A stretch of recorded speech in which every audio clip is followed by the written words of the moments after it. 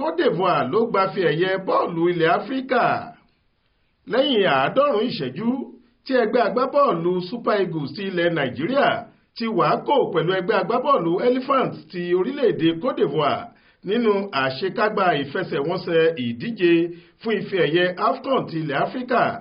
Cote d'Ivoire ló borí tí wọ́n sì gbadé agbábọ́ọ̀lù tó perégedé jùlọ. Àmì ayò méjì ni Cote d'Ivoire gbá wọlé Nàìjíríà nígbà tí Nàìjíríà gba ẹyọ kan sáwọn tiwọn.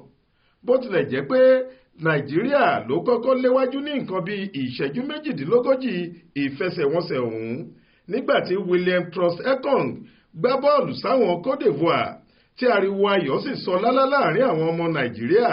Síbẹ̀ àwọn akẹgbẹ́ wọn kò káàárẹ̀, wọ́n sì ń jà fitafita láti dá àmì ayò náà padà. Èyí ni wọ́n ṣe tí apá àkọ́kọ́ ìfẹsẹ̀wọnsẹ̀ náà fi pé tí wọ́n sì tún bẹ̀rẹ̀ ìfigagbága apá kejì. Nígbà tó di ìṣẹ́jú 62, àdúrà Cote d'Ivoire gbà pẹ̀lú bí Simon Adigra ṣe fi ẹsẹ̀ rẹ̀ pàṣẹ fún bọ́ọ̀lù tí gólì Nàìjíríà kò sì rí mú. Ó ta kóró sínú àwọn. Kò ju bí 20 ìṣẹ́jú lọ lẹ́yìn náà, Cote d'Ivoire fọbalé pẹ̀lú àmì ayò kejì. Simon Adigra yìí kan náà ló tún gbá wọlé. Gbogbo ìsapá Super Eagles láti dọ́gba pẹ̀lú akẹgbẹ́ wọn yìí ló já sí pàbó títí tí ìfẹsẹ̀wọnsẹ̀ náà fi parí. Báyìí ni Cote d'Ivoire fàgbà han Nàìjíríà tí wọ́n sì gba ife ẹ̀yẹ AFCON ti ọdún 2024 yìí fún ìgbà kẹta.